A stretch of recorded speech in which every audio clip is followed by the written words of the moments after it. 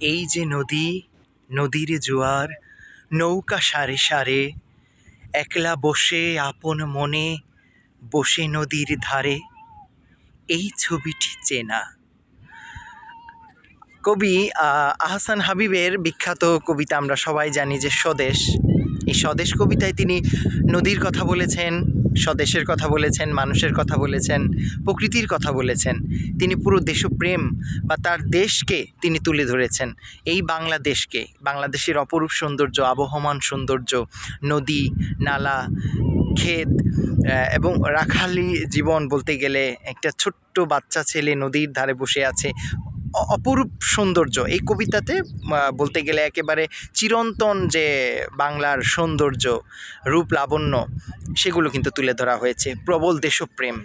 এবং আমার পেছনে রয়েছে আমার গ্রামের নদ বয়ে গিয়েছে ময়মনসিংহের বুক চিরে, সবুজের বুক চিরে যেন এক ফালি নদী চলে গিয়েছে, ব্রহ্মপুত্র নদ। আমি এখন চরে আছি, ময়মনসিংহ মুক্তাগাছায়। তো আমি যেখানে অবস্থান করছি এখন বর্তমানে, এখানে যে বলতে গেলে আপনারা দেখতেই পাচ্ছেন যে এই যে বালির স্তর রয়েছে, এখানে বালু ফালানো হয়েছে রাস্তা করবে বলে। এখানে প্রচুর পরিমাণে বালু ফেলে ফেলে এক ঢিবি করা হয়েছে উঁচু। তো আমার পিছনে বলতে গেলে সেই যে এখানে নদী, অসাধারণ নদী, নদীতে নৌকা চলছে, কেউ মাছ ধরছে, পালতোলা। মানে নদীর কাছে আমি এই ভিডিওটা না করে পারলাম না। এত সৌন্দর্য, এত মানে মানুষকে, যে কোনো মানুষকে মুগ্ধ করবে। এবং নদী, সমুদ্র, এগুলোর কাছাকাছি কোনো মানুষ যদি না আসে, তাহলে জীবনের মানে খুঁজে পাওয়া বা প্রশান্তি, শান্তি অনুভব করা, এগুলো কিন্তু আসবে না। নদীর কাছে, প্রকৃতির কাছে, ক্ষেত খামার, নদী নালা, এগুলো মানুষের মনকে বিশালতা এনে দেয়, মানুষের মনে প্রশান্তি এনে দেয়, শান্তি এনে দেয়। কি সৌন্দর্য, মানে বলে বোঝাতে পারবো না। এই যে নদী চলছে, তারপরে দেখা যাচ্ছে যে এইদিকে আমার এই যে পিছনে এই যে কাশফুল, মানে সর্বোচ্চ সুন্দর বলতে গেলে। এখন শরৎকাল চলতেছে, হিন্দু ধর্মাবলম্বীদের দুর্গাপূজা চলছে। তো এখন শরৎকাল যেহেতু, তো শরৎকালে যে আকাশটা বলতে গেলে সাদা ধবধবে আকাশ থাকে। তারপরে দেখেন আমার পেছনে রয়েছে কাশফুল, সারি সারি সারি সারি সারি কাশফুল।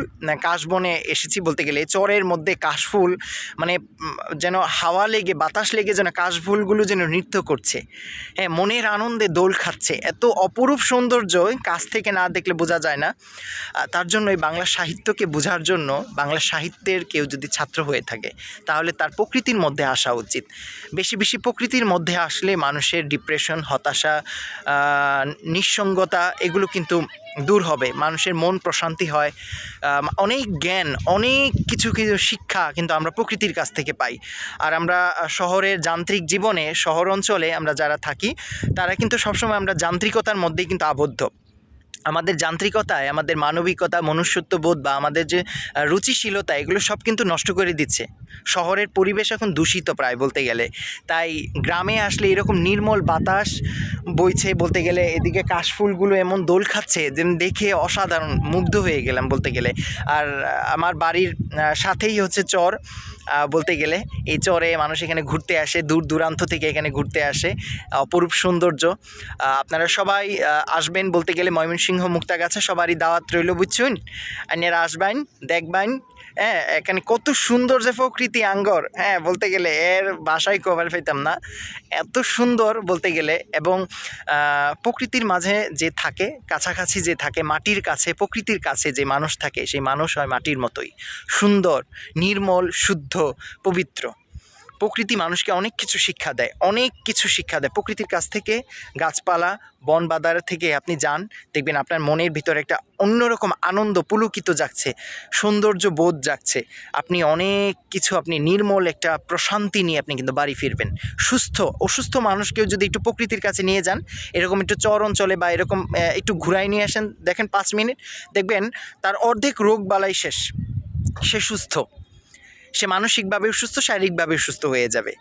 আধ্যাত্মিক একটা অন্যরকম একটা মানে অলৌকিক একটা ক্ষমতা সৃষ্টিকর্তা আল্লাহ দিয়েছেন প্রকৃতির মধ্যে। কি সৌন্দর্য! মানে আপনারা সবাই আসবেন। এইদিকে হচ্ছে কাশফুল বলতে গেলে, আমি দাঁড়িয়ে আছি অনেকক্ষণ ধরে, আসলাম বেড়াতে, দেখলাম।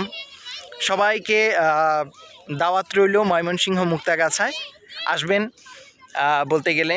এই আমার এই গ্রামে বলতে গেলে আমার গ্রামটা অনেক সুন্দর, নদী বয়ে গিয়েছে, তারপর রেল লাইন, একেবারে বিভূতিভূষণ বন্দ্যোপাধ্যায়ের উপন্যাস পথের পাঁচালীর মতো এক টুকরো নিশ্চিন্দিপুর গ্রাম। প্রকৃতির মধ্যে যে আসে সে হয় ভালো মানুষ। প্রকৃতির নির্মলতা, প্রকৃতির শুদ্ধ বাতাস, প্রকৃতির রূপ লাবণ্য, সবুজ গাছপালা, ছায়া লাবণ্য ইত্যাদি, নদী নালা, এগুলো হচ্ছে মানুষকে অন্যরকম মানুষ করে তোলে এবং মানুষের ভিতরে হতাশাকে দূর করে। হ্যাঁ, তো সবাইকে অসংখ্য ধন্যবাদ। আর এই হচ্ছে আমার মানে এই যে কাশবনে এসে গিয়েছি, একেবারে কি সুন্দর যে লাগছে, সাদা সাদা কাশফুল। মানে কার কার পছন্দ কাশফুলে, কাশফুলটা কার কার পছন্দ, বা কে কোথা থেকে দেখছেন বা শুনছেন জানাবেন। সবাইকে ধন্যবাদ এবং ময়মনসিংহ মুক্তাগাছায় আমার গ্রামের বাড়িতে সবাইকে দাওয়াত রইল। আসসালামু আলাইকুম।